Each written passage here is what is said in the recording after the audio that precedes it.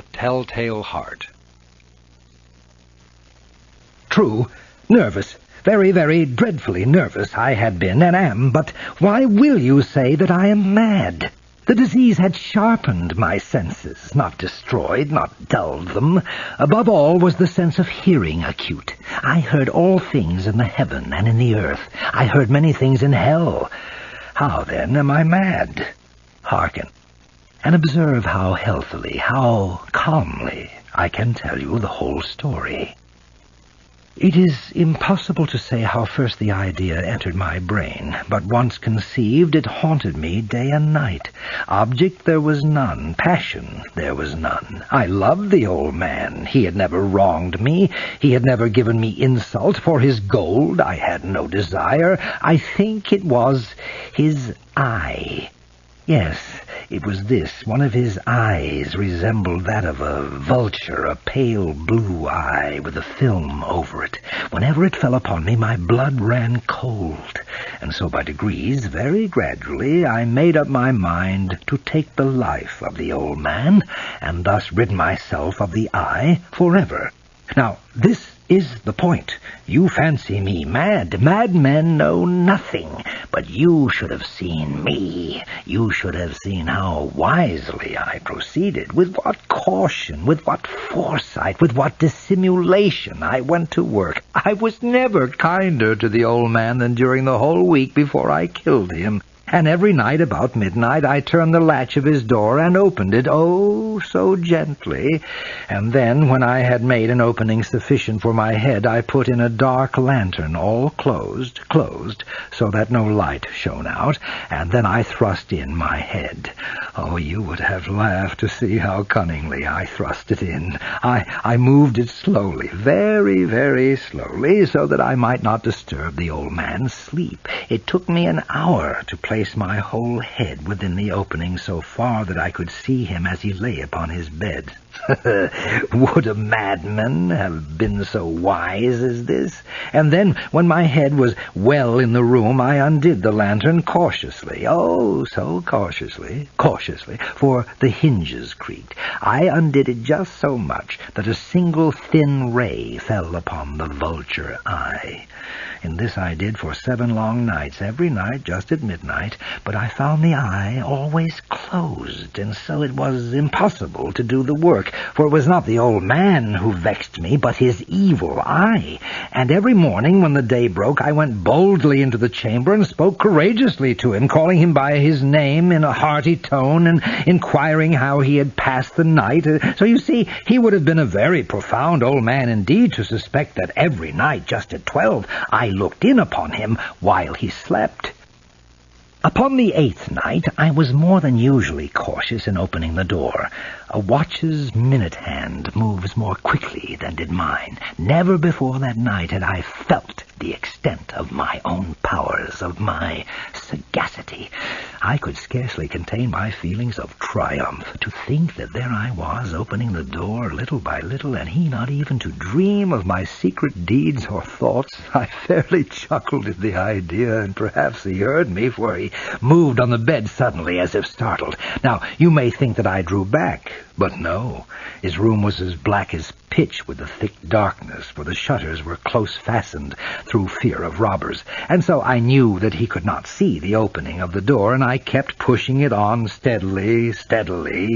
I had my head in and was about to open the lantern when my thumb slipped upon the tin fastening, and the old man sprang up in the bed, crying out, "Who's there?" I kept quite still and said nothing. For a whole hour I did not move a muscle, and in the meantime I did not hear him lie down. He was still sitting up in the bed, listening, just as I have done, night after night, hearkening to the death watches in the wall. Presently I heard a slight groan, and I knew it was the groan of mortal terror. It was not a groan of pain or of grief, oh no. It was the low, stifled sound that arises from the bottom of the soul when overcharged with awe. I knew the sound well. Many a night, just at midnight, when all the world slept, it has welled up from my own bosom, deepening with its dreadful echo the terrors that distracted me. I say I knew it well. I knew what the old man felt and pitied him, although I chuckled at heart. I knew that he had been lying awake ever since the first slight noise when he had turned in the bed. His fears had been ever since growing upon him. He had been trying to fancy them causeless, but could not. He had been saying to himself, "It is nothing but the wind in the chimney. It is only a mouse crossing the floor, or it is merely a cricket which has made a single chirp." Yes, he has been trying to comfort himself with these suppositions, but he had found all in vain, because death, in approaching him, had stalked with his black shadow before him and enveloped the victim. And it was the mournful influence of the unperceived shadow that caused him to feel, although he neither saw nor heard, to feel the presence of my head within the room. When I had waited a long time, very patiently, without hearing him lie down, I resolved to open a very, very little crevice in the lantern. So I opened it. You cannot imagine how stealthily, until at length a single dim ray, like the thread of the spider, shot from out the crevice and full upon the vulture eye. It was open, wide open, and I grew furious as I gazed upon it. I saw it with perfect distinctness, all a dull blue, with a hideous veil over it that chilled the very marrow in my bones. But I could see nothing else of the old man's face or person, for I had directed the ray, as if by instinct, precisely upon the damned spot. And now, have I not told you that what you mistake for madness is but over-acuteness of the senses? Now, I say, there came to my ears a low, dull, quick sound, such as a watch makes when enveloped in cotton. I knew that sound well, too. It was the beating of the old man's heart. It increased my fury, as the beating of a drum stimulates the soldier into courage.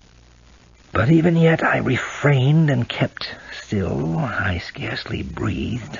I held the lantern motionless. I tried how steadily I could maintain the ray upon the eye. Meantime, the hellish tattoo of the heart increased. It grew quicker and louder every instant. The old man's terror must have been extreme. It grew louder, I say louder every moment. Do you mark me well? I have told you that I am nervous, so I am, and now at the dead hour of the night, amid the dreadful silence of that old house, so strange a noise as this excited me to uncontrollable terror.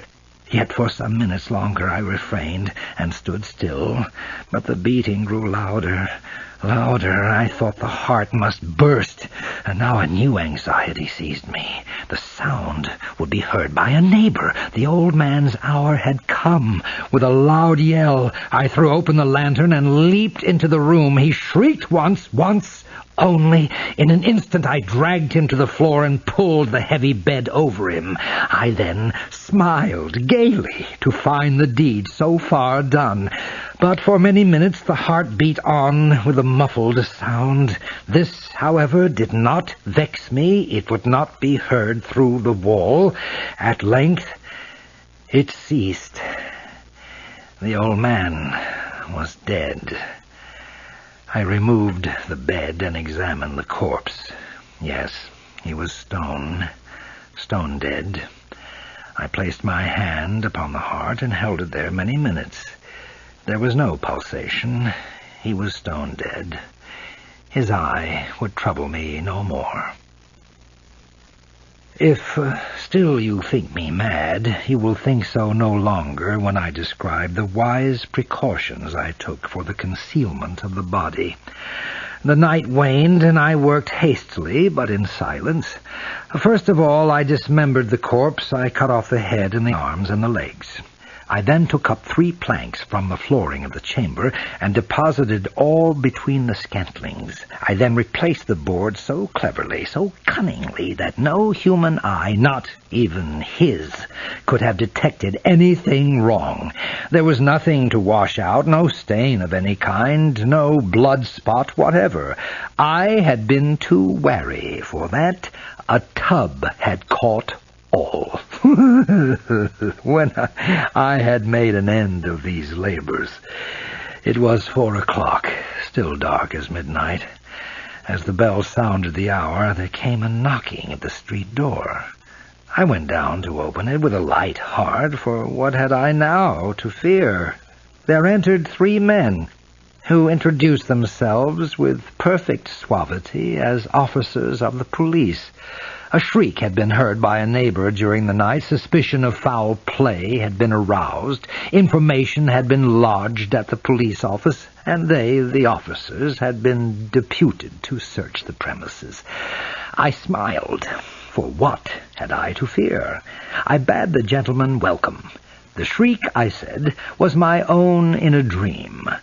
The old man I mentioned was absent in the country. I took my visitors all over the house. I bade them search well. I led them at length to his chamber.